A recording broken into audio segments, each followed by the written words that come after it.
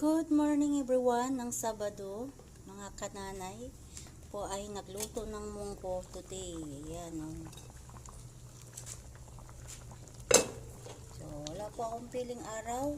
Basta pag gusto ko munggo, munggo. So, ang ilalagay kong gulay ay ito. Ito po ay dahon ng imported na ampalaya. Ayan o. Tapos may alugbati.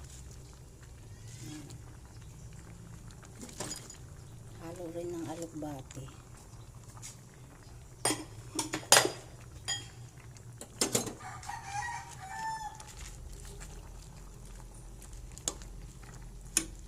So, takpan ko muna.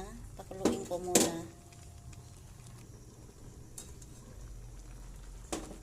Ayan.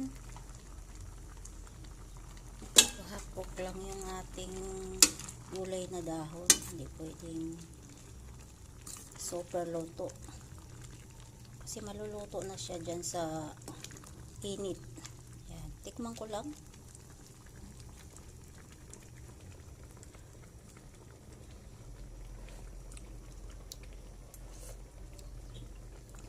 Okay ng lasa. Sa akin, medyo matabang pa, pero ang kakain na mister ko ay ayaw ng maalat. So, thank you for watching everyone. Happy Saturday sa atin lahat.